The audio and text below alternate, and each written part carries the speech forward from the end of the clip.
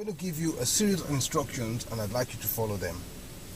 At the end of this road, we're going to be turning left, and then at the roundabout, turn right, third exit, and from there, I'd like you to follow the signs for the A1 and then Bournemouth. If you are one of the test candidates that is concerned about the introduction of independent driving to the driving test from the 4th of October, here are a few tips that might help you put your mind at ease and hopefully help in your preparation towards passing this new element. It is important that you put safety at the priority of all tasks that you do during the driving test. Getting to the required destination should be secondary. As long as you're driving safely, even if you get lost by going the wrong way, if you do it safely, you will not even be penalized. No driving errors will be marked on the sheet.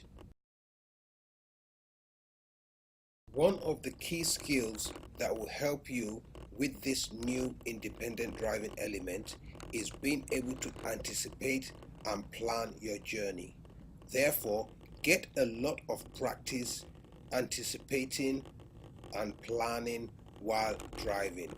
You should be able to scan the road ahead, looking out for signs, and also observe what is going on, because you will have to deal with junctions without being prompted, and this is what independent driving is all about.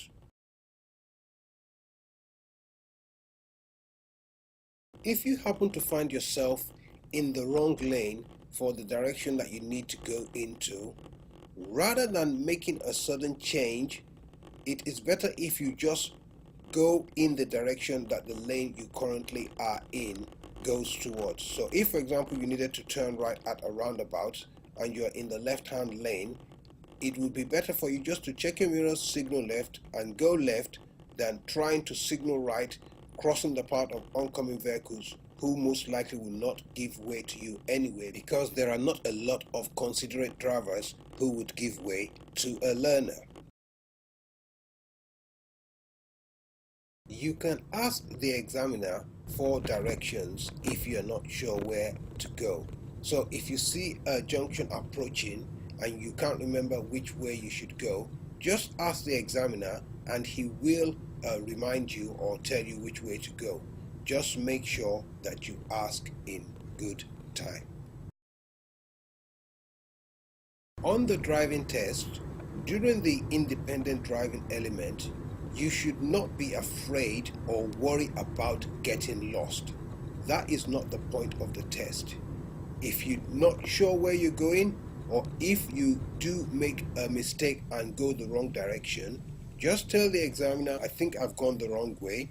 Could you please direct me back to the right way we should be going? And the examiner, by all means, should help you get back to where he wants you to go, because it's in his own interest as well to make sure that you don't go the wrong way and therefore spend too much time on the test, thereby endangering the next test being cancelled. Also remember, if you do go the wrong way and you happen to go into a dead end, then the easiest thing to do would be to turn the car around and come back out of the road. If the road is too narrow for you to be able to turn the car around without using any of the driveways, then do use the driveways, as long as you are very careful and make sure you are aware of any pedestrians. Just because you have to do a turn in the road does not mean that you can't use the driveways, because you are not being examined on the maneuver itself. It's your overall safety that is more important.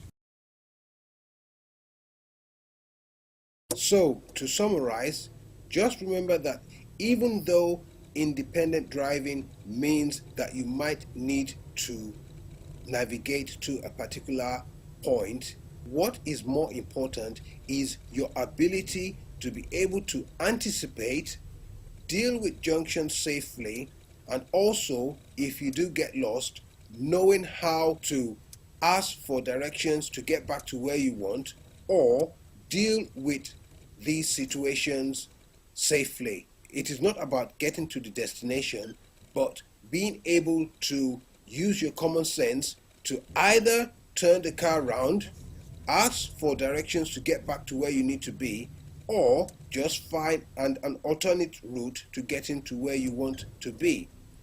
You must be independent.